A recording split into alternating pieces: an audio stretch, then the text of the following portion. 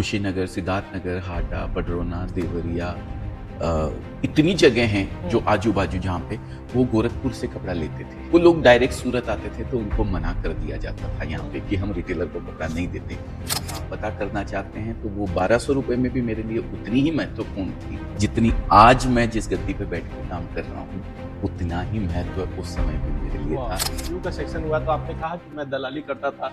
ये शब्द जो है बहुत सारे लोग परहेज करते हर हैं। मिनट उसको कपड़े की जरूरत है। रोटी कपड़ा मकान एसेंशियल चीजों में से। रोटी फिर भी चल जाएगा सर, एक टाइम खा लेगा, काम निकाल लेगा, पर कपड़ा तो एक मिनट कपड़े के बगैर नहीं रह सकता है। क्लियर बोलती है कि 25,000 रुपए या 50,000 रुपए से हमें बिजनेस स्टार्ट करना है, क्या आप हमें कपड़ा दोगे?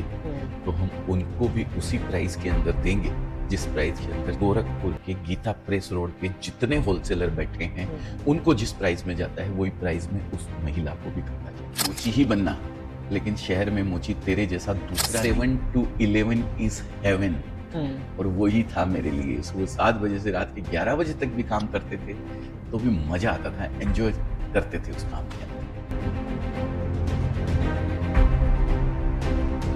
अजय अजमेरा सर को जब मैं कभी वीडियोस में देखा करता था तो एक ख्वाहिश होती थी कि एक व्यक्ति जो रियल टाइम लोगों का हीरो बना हुआ है, जिसने अपनी जर्नी जीरो से की हुई थी और आज अजमेरा फैशन एशिया का बिगेस्ट मैन्युफैक्चरिंग टेक्सटाइल का कंपनी बन चुका है, लोगों को सपोर्ट कर रहा है, अपने साथ साथ लोगों को भी एम्प्लॉयमेंट की तरफ आगे बढ़ा रहा है। तो ऐसे में इस बेहतरीन शख्स से आपसे मिलवाने में मुझे काफी ज्यादा खुशी है। अजय सर, बहुत बहुत स्वागत है आपका। Thank you sir, thank you very much. बहुत शानदार इंट्रोडक्शन आपने दिया मेरा, लेकिन हीरो अभी नहीं बना हूँ, हीरो बनना बाकी है सर मुझे लगता है कि जो ये मान लिया खुद को हीरो बनना, तो वो तो हीरो है ही नहीं, लेकिन जब पब्लिक कहने लगे कि ये व्यक्ति हमारा हीरो है, तो ये बात आप एक्सेप्ट कर सकते हैं। एक्चुअली जब राजस्थान से इधर आया था सूरत, तो यही मन में तमन्ना लेके आया था कि मुंबई चलेंगे और हीरो हीरो बनेंगे,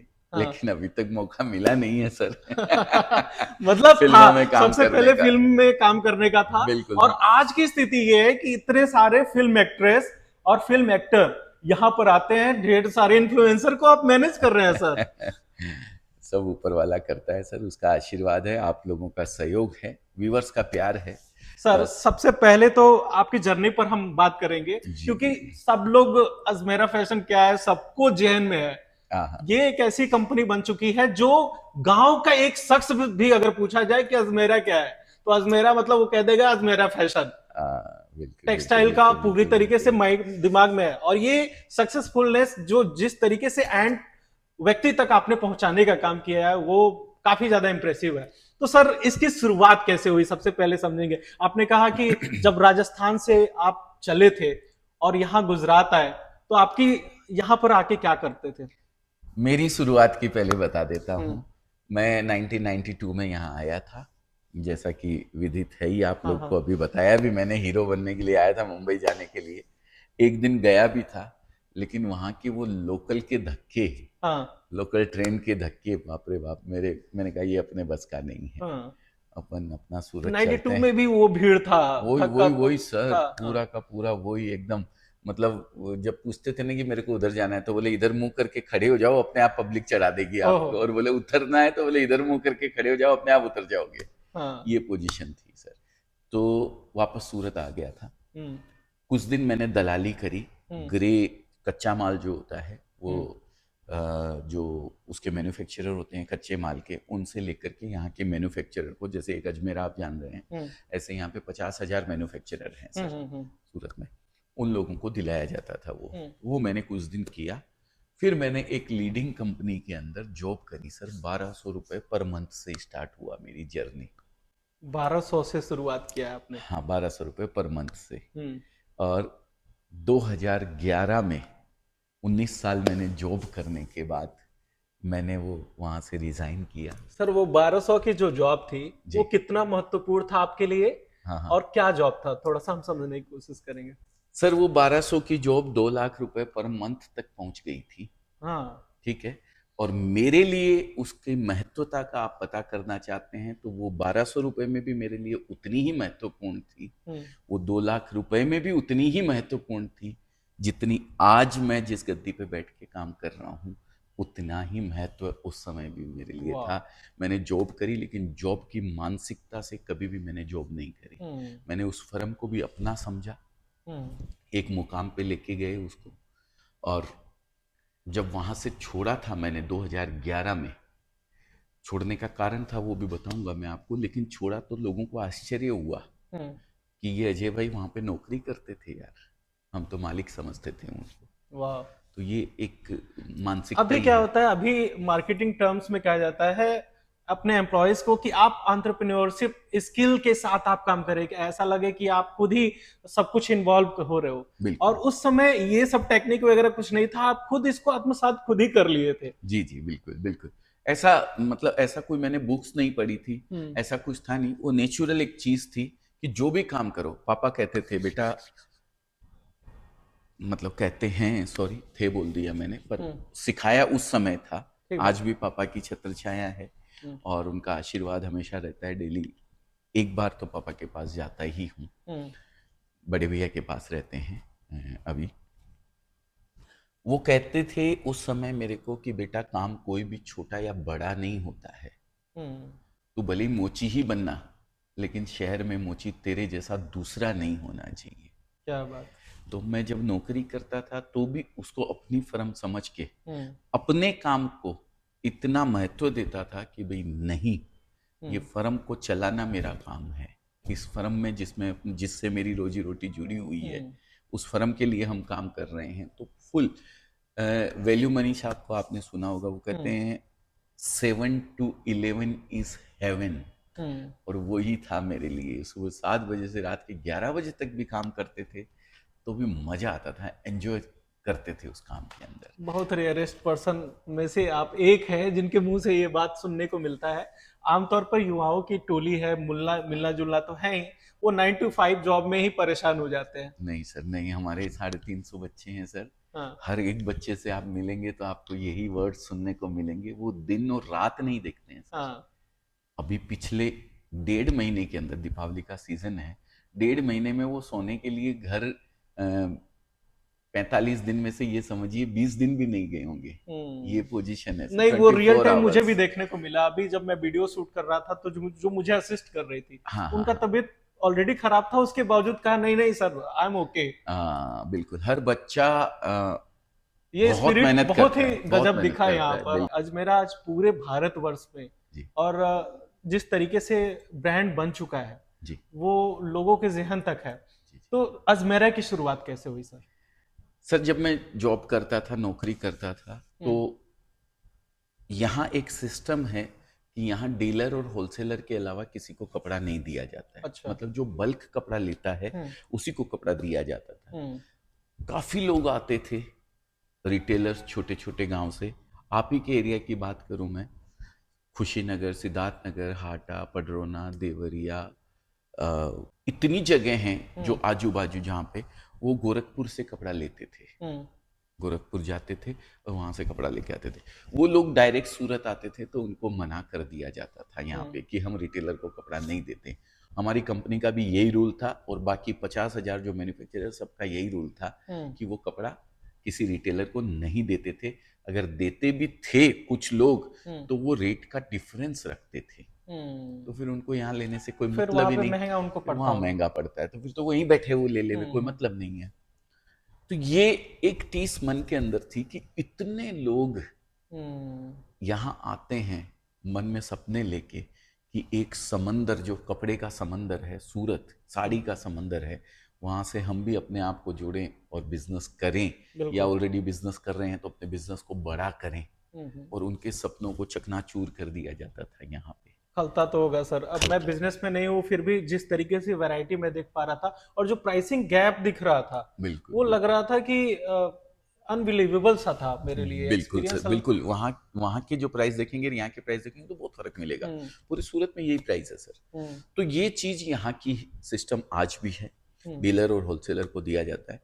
ये मन के अंदर एक टीस थी, तो मैंने ये सोचा कि मैं एक ऐसी कंपनी तैयार करूंगा जहां पे मैं कपड़ा बनाऊंगा, मैन्युफैक्चरिंग करूंगा, और वहां चाहे डीलर लेवे, चाहे होलसेलर लेवे, चाहे रिटेलर लेवे, चाहे सेमी होलसेलर लेवे, या कोई महिला बिजनेस करना चाहे या कोई घर से बिजनेस करना चाहे तो सेम प्राइस के अंदर मैं उनको कपड़ा दूंगा, कोई रेट का डिफरेंस नहीं रखूंगा। इसलिए मैंने 2011 के अंदर अजमेरा फैशन की शुरुआत करी थी। और ये शुरुआत जब हुई तो मैं एक छोटे से 10 बाई 10 की शॉप थी हमारी, वहां से हमने ये शुरुआत करी थी। और धीरे धीरे धीरे धीरे ऊपर वाले का आशीर्वाद, व्यूअर्स का प्रेम, लोग जुड़ते चले गए, कारवां बनता चला गया और आज लगभग 1.25 लाख से ज्यादा। सर अगर स्ट्रेंथ की अगर बात करें तो बहुत सारी चीजें अजमेरा का अगर देखा जाए स्ट्रेंथ तो ऐसे एक नॉर्मल पब्लिक व्यूअर्स की नजर से तो काफी सारा दिखता है जी, लेकिन अगर देखा जाए, अगर बात करी जाए अजमेरा के स्ट्रेंथ की, जो आज जिस लेवल पर खड़ा है, मेन स्ट्रेंथ क्या है? क्वालिटी और रेट। मेरे यहाँ रेट दो नहीं होते हैं सर। बस्ती की बात करूं मैं, देवरिया, पडरौना, बस्ती आपने सुना होगा। तुलसियान वस्त्र प्राइवेट लिमिटेड TVPL है बस्ती के अंदर, बहुत बड़े रिटेलर हैं लेकिन होलसेलर के भी बाप हैं सर। अगर उनके बगल से कोई महिला हमारे यहाँ आती है और बोलती है कि 25,000 रुपये या 50,000 रुपये से हमें बिजनेस स्टार्ट करना है, क्या आप हमें कपड़ा दोगे? तो हम उनको भी उसी प्राइस के अंदर देंगे जिस प्राइस के अंदर TVPL को जाता है, या जिस प्राइस के अंदर गोरखपुर के गीता प्रेस रोड पे जितने होलसेलर बैठे हैं उनको जिस प्राइस में जाता है वही प्राइस में उस महिला को भी कपड़ा जाएगा सर। ये हमारी स्ट्रेंथ है, इसीलिए आज 1.25 लाख से ज्यादा कस्टमर हमारे साथ जुड़े हुए हैं, जिसमें होलसेलर, रिटेलर, महिलाएं, हमारी फ्रेंचाइजी आपके आजू बाजू हाटा के अंदर फ्रेंचाइजी है। ये बात करते वक्त मेरे लिए बहुत सरप्राइजिंग है कि मेरे क्षेत्र के बारे में आपको इतनी अच्छी जानकारी कैसे हो जा रही है। आप यहाँ पर बैठे बैठे ऑल ओवर इंडिया को मॉनिटर कर रहे हो। हम मुझे लगता है कि आपके एम्प्लॉयज जो मैनेजमेंट पे होंगे शायद इतनी नॉलेज उनको होगी जितना आप बता रहे हो। जैसे कि आपने बताया कि देवरिया, कुशीनगर, हाटा, छोटे छोटे माइक्रो सिटीज का भी नाम आपने बताया। ये इन मंडियों में कपड़ा बेचा है सर। पिछले जब मैं यहाँ जॉब करता था तब भी कपड़ा बेचता था और आज भी कपड़ा बेच रहे हैं सर। वहां पे गीता प्रेस रोड पे जितना यूपी और बिहार में घुमा हूं ना सर, उतना मैं अपने राजस्थान नहीं गया हूँ सर। जितनी बार बिहार और यूपी गया, प्यार भी बहुत मिलता है, बहुत मिलता है, असीम प्रेम मिलता है सर। फ्रेंचाइजी जब हमने, मेरे पास डिमांड आ रही थी आज के कोविड के पहले से, 5 साल पहले से फ्रेंचाइजी की डिमांड हमारे पास आ रही है सर। पर हमने फ्रेंचाइजी नहीं दी क्योंकि हमें रिटेल का अनुभव नहीं था कि रिटेल कैसे करी जाती है। हमें मैन्युफैक्चरिंग का अनुभव, हम कपड़ा बनाते हैं, होलसेलर्स को बेच देते हैं, रिटेलर को बेच देते हैं, पर कंज्यूमर को कैसे बेचा जाता है ये हमें पता नहीं था। तो हमने सबसे पहला आउटलेट खुद का करके देखा आलमबाग, लखनऊ के अंदर, कि रिटेल आउटलेट में क्या क्या हर्डल्स आते हैं, क्या क्या दिक्कतें आती है। 5 फ्लोर का 5,000 स्क्वायर फीट एक आउटलेट हमने बनाया अजमेरा के नाम से ही। उसको 2 कोविड झेले, उसको बनाने के बाद में 3 साल तक उसको चला के देखा कि क्या क्या दिक्कतें एक रिटेलर को आती है। तब जाके हमने आज के 1.5 साल पहले फ्रेंचाइजी देना स्टार्ट किया लोगों को, कि अब हम जान गए हैं कि एक रिटेलर कैसे कपड़ा बेचे अपने कंज्यूमर को, जिससे उसकी रिपीट आए और वो कमाए। तब हमने देना स्टार्ट किया। आज ऊपर वाले की दया से 225 आउटलेट ऑल ओवर इंडिया के अंदर हमारे पास टोकन आ चुके हैं। उसमें से 75 आउटलेट्स रनिंग है, चालू हो गए हैं और आने वाले महीने में और 10, 15, 20 चालू हो जाएंगे सर।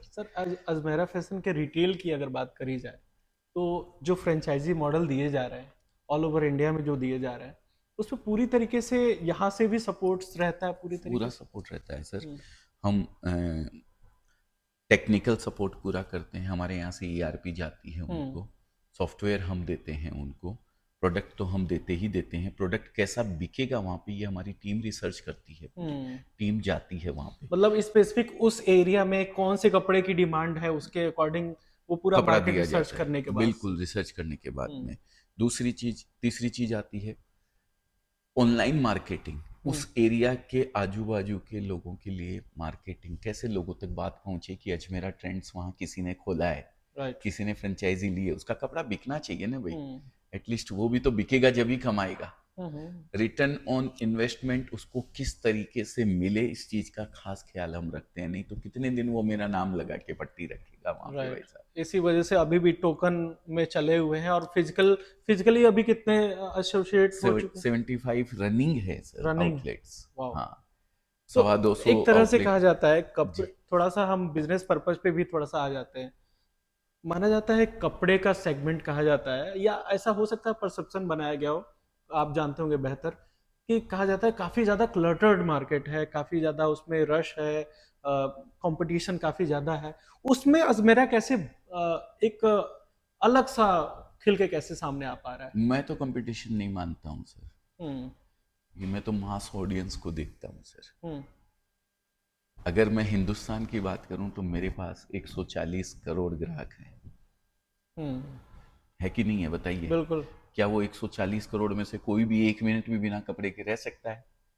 हर मस्ट क्षण उसको एसेंशियल। कपड़े की जरूरत है, हाँ। हर मिनट उसको कपड़े की जरूरत है। रोटी कपड़ा मकान एसेंशियल चीजों में से। रोटी फिर भी चल जाएगा सर, एक टाइम खा लेगा, काम निकाल लेगा, पर कपड़ा तो एक मिनट कपड़े के बगैर नहीं रह सकता है बिल्कुल। इंसान। 2-4 दिन उपवास करके भी निकल जाते हैं सर, पर कपड़े के बगैर नहीं रहता है इंसान। कपड़ा तो चाहिए ही चाहिए। और फिर आपकी ताकत चाहिए कि आप कहाँ तक पहुंच सकते हो। पूरे वर्ल्ड में 800 करोड़ लोग बैठे हुए हैं सर, आपके प्रोडक्ट के कंज्यूमर। सर 800 करोड़ कंज्यूमर जहाँ बैठे हैं वहाँ कहाँ कंपटीशन है? और 10, 20, 50, 100, 1000 अजमेरा खुल जाएंगे तो भी पूर्ति नहीं कर पाएंगे। मेरा तो ये मानना है सर, कंपटीशन है ही नहीं। माइंडसेट इज एवरीथिंग कहा जाता है, कि जो माइंडसेट है वहां पर लिमिट लगा दिए तो उसके ऊपर लिमिट ही है। तो जिस हिसाब से आप कह रहे हैं, कि जैसे आपने कहा कि सब लोग कह रहे हैं क्लटर्ड है, कंपटीशन है, आप कह रहे हैं 140 करोड़ जनसंख्या है, उधर 7 अरब जनसंख्या है, वहां तक हम पहुंच सकते हैं।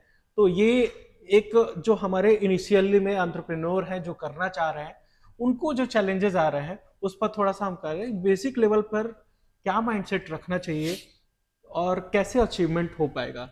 सर ट्रस्ट रखिए अपने आप पे, अपनी क्वालिटी पे। आप क्या ले रहे हैं, कहाँ से ले रहे हैं, कोई भी चीज आप, मैं ये नहीं कहता हूँ कि कपड़े के बिजनेस में ही, सबसे पहले तो आप मानसिकता अपनी ये बदलें कि मुझे बिजनेस करना है, मुझे नौकरी नहीं करनी है। हाँ। ठीक है, कपड़े के बिजनेस की ये खूबसूरती है कि भाई आप नौकरी करते हुए भी इस बिजनेस को कर सकते हो, लेकिन ये मानसिकता बदलना जरूरी है कि मैं जॉब सीकर नहीं, जॉब क्रिएटर बनूंगा। मैं कुछ ऐसा करूंगा कि 10 और लोगों को रोजगार दे सकता हूँ, इस तरीके का काम करूंगा। पहली मानसिकता। दूसरी चीज, आप किसी भी फील्ड में काम कर रहे हैं, उस प्रोडक्ट पे विश्वास रखिए, उस प्रोडक्ट के साथ खुद पे विश्वास रखिए। जिनसे जुड़ रहे हैं आप, सही जगह से जुड़ रहे हैं कि नहीं जुड़ रहे हैं, उस पर रिसर्च कीजिए पूरी, फिर उसके बाद इस चीज में आइए। और रहा सवाल कपड़े के बिजनेस का सर, तो कपड़े के बिजनेस की एक खूबसूरती और बताता हूँ। 140 करोड़ ग्राहक तो हिंदुस्तान में हैं ही हैं। ये प्रोडक्ट जो है ना सर, इसकी कोई एक्सपायरी नहीं है। सूरत के प्रोडक्ट की ये खराब नहीं होता है। आज नहीं बिका है, 6 महीने बाद बिक जाएगा, 6 महीने बाद नहीं, साल भर बाद बिक जाएगा सर। और दूसरी चीज, इसको करने के लिए किसी डिग्री या किसी कोर्स की जरूरत नहीं है सर। आपने एमबीए वगैरह की डिग्री की है? एमबीए सर मैंने 11th पास किया है सर, 12th भी नहीं करी, 12th बीच में छोड़ के आ गया था मैं। ड्रॉप आउट के श्रेणी में आप भी हैं। बिल्कुल, पहले 11th पास बोला करता था अपने आप को, लेकिन जब से ये 12th फेल हिट हुई है ना पिक्चर, उसके बाद 12th फेल बोलने लग गया हूँ कि भाई मेरे जैसा 12th फेल कर सकता है तो हिंदुस्तान का ही नहीं, वर्ल्ड का कोई भी आदमी कर सकता है। 2 चीजें हमने आपके शब्द में ऑब्जर्व किया है। एक तो आप एक्सेप्ट कर रहे हैं कि आप ड्रॉप आउट है, और दूसरी चीज ये है कि शुरुआत जब इंटरव्यू का सेक्शन हुआ तो आपने कहा कि मैं दलाली करता था। ये शब्द जो है बहुत सारे लोग परहेज करते हैं। किसी भी काम से परहेज नहीं है। मैंने बताया ना, पापा कहते हैं कोई भी काम छोटा या बड़ा नहीं होता है बेटा। दलाली भी कोई दलाली, मैं कपड़े की दलाली कर रहे हैं, 2 लोगों को जोड़ रहा हूँ सर। मैन्युफैक्चरर से मैन्युफैक्चरर को जोड़ रहा हूँ, 2 लोगों को जोड़ करके एक कपड़ा कैसे बुनता है वो करवा रहा हूँ सर। मैं कोई गलत काम, जुआ थोड़ी खेल रहा हूँ। जुआ खेलने से परहेज कीजिए, जुआ बोलने से परहेज कीजिए, ठीक है ना। तो इसमें कोई परहेज नहीं है सर, काम कोई भी छोटा या बड़ा नहीं होता है।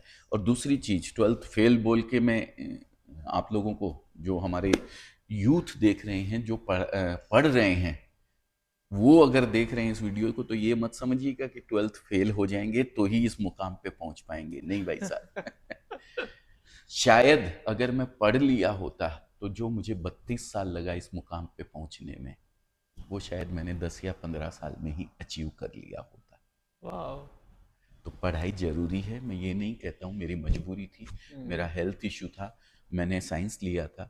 11th कंप्लीट करने के बाद फर्स्ट ईयर जाने के, हमारे टाइम पे 10+2 नहीं था, मेरे से नेक्स्ट ईयर चालू हुआ। तो 11th कंप्लीट करके जब 12th में गया तो मैंने 12th ड्रॉप आउट किया कि मैं पीईटी का एग्जाम दूंगा, प्री इंजीनियरिंग टेस्ट, और उसका सेंटर मेरे गांव से, मेरे जहाँ सिक्कर में रहता था वहाँ से 150 किलोमीटर दूर जयपुर में आता था। तो एन एग्जाम के टाइम पे मेरे टाइफाइड हो गया था, इसलिए मैं एग्जाम नहीं दे पाया था, फिर मन एकदम ये आउट हो गया तो सूरत आ गया था सर। ऐसा नहीं है कि पढ़ाई जरूरी नहीं है, वो पढ़ाई बहुत जरूरी है सर, जो कि मैंने बताया अभी आपको कि अगर पढ़ लेता तो शायद ये 32 साल नहीं लगते यहाँ पहुंचने में, 15 ही साल में पहुंच जाता। बहुत अच्छा है कि ये क्लेरिफिकेशन आपने कर दिया है, क्योंकि बहुत सारे लोग जो है इस वीडियो के हवाले से अपने मम्मी पापा को दिखाते हैं कि देखो, हाँ तुम मेरे को पढ़ने के लिए बोल रहे हो, ये देखो बिना पढ़ा लिखा ये कर रहा है। यही महत्वपूर्ण है कि अगर पढ़ाई कर लिया होता तो ये स्ट्रगल नहीं करना पड़ता इतने दूर का, क्योंकि बहुत सारे कम एज के लोग जो है अच्छा अचीवमेंट कर रहे हैं, बोर्ड के जो फाउंडर हैं या फिर और लोग हैं वो भी अच्छा कर रहे हैं, उनसे भी हम इंस्पिरेशन ले सकते हैं। सर एक बार थोड़ा सा हम फिर से अजमेरा की तरफ आना चाहेंगे जी, क्योंकि जब हम कह रहे हैं, शान से कह रहे हैं इस बात को कि एशिया का नंबर 1 टेक्सटाइल मैन्युफैक्चरिंग कंपनी, ये कितना महत्वपूर्ण है आपके लिए सर? मैं आंकड़ों में नहीं जाता हूँ सर, बिल्कुल भी। कोई नंबर 1 नहीं है, कोई नंबर 10 नहीं है, जो काम करें मन से करें, दिल से करें। मैं सुबह जरूरत होती है तो 7 बजे भी आता हूँ यहाँ पे और अपना काम करता हूँ, रात को 11 बजे भी जाता हूँ जरूरत होती है तो। कोई नंबर 1 की गिनती नहीं है, नंबर 10 की गिनती नहीं है, न मैं पढ़ाई के अंदर नंबर 1 था और ना किसी बिजनेस में नंबर 1 हूँ। जो करता हूँ दिल से करता हूँ, अच्छे से करता हूँ, नंबर 1 की होड़ में बिल्कुल नहीं हूँ सर। अच्छा, एक चीज और, एक सवाल और पूछूंगा जी, जब मैं यहाँ पर आने का प्लानिंग कर रहा था तो ये हो रहा था कि सर अजय सर से तो मुलाकात होना ही है, क्योंकि उनसे पॉजिटिविटी मुझे लेनी है रियल आपका टाइम। बड़प्पन है सर, हाँ, थैंक यू। तो हमको पता चला कि कोई इशू नहीं है, आप जब चाहे तब आ सकते हैं, आप हमेशा अवेलेबल रहते हैं। कैसे पॉसिबल हो पाता है सर, इतना व्यस्तता में इतनी बड़ी कंपनी आप चला रहे हो, इतने सारे फ्रेंचाइजी आप चला रहे हैं, मैन्युफैक्चरिंग देख रहे हैं, इधर रिटेल देख रहे हैं, इधर होलसेल देख रहे हैं, कैसे पॉसिबल हो पा रहा है? मैं व्यस्त जरूर हूं लेकिन अस्त व्यस्त नहीं हूं। इसको थोड़ा सा एक एक्सप्लेन करके प्लीज। टीम बिल्ड करना होता है सर। मैं बचपन से ही, शुरू से ही, जब से बिजनेस में आया, बचपन से तो नहीं, मेरा एक चीज मानना है कि जो मैं करता हूं अगर वैसा 80% भी कोई दूसरा कर ले तो मेरे को वो काम उसके ऊपर सौंप देना चाहिए। मैंने वही किया, इसीलिए जो हमारी 3-4 लोगों की टीम थी उससे आज हम लोग 350 लोगों का परिवार हमारा है।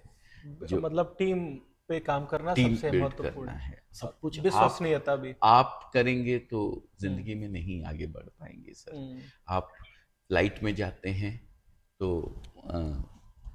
आपको पायलट पे ट्रस्ट करना ही करना रहता है। आप अगर ट्रेन में जा रहे हैं तो जो लोको पायलट होता है, चलाने वाला तो वो है, आप शांति से बैठे रहते हैं ना। वैसे ही बिजनेस है, ये बिजनेस की गाड़ी को आपको सौंपना ही पड़ेगा, आपको ट्रस्ट करना ही पड़ेगा, लोगों के ऊपर विश्वास, टीम बनाना ही पड़ेगा और उस पर विश्वास करके आगे बढ़ना होगा।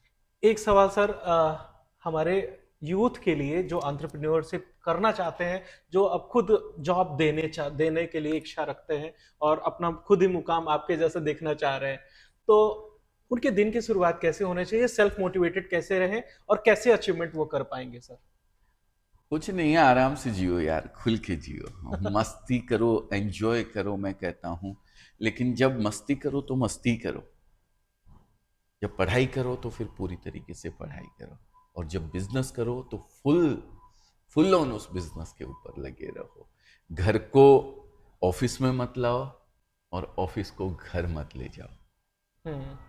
जो करो मजे से, शांति से, पूरी तरीके से, तन्मयता से उसमें लीन होके काम को करो, रिजल्ट आपको अच्छा मिलेगा ही मिलेगा, कोई रोक नहीं मतलब सकता। समरी ये है, जो करो दिल से करो। दिल से।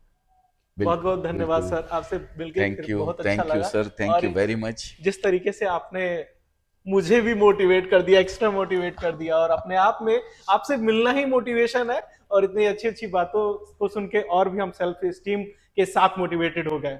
बहुत बहुत शुक्रिया आप सभी दर्शकों का हमारे साथ जुड़ने के लिए। इस वीडियो को शेयर कर दीजिएगा ताकि किसी की जिंदगी में एक अच्छा मुकाम में ये वीडियो और थोड़ा सा मददगार साबित हो सके sir. Thank you very much. बिल्कुल बिल्कुल सर, थैंक यू।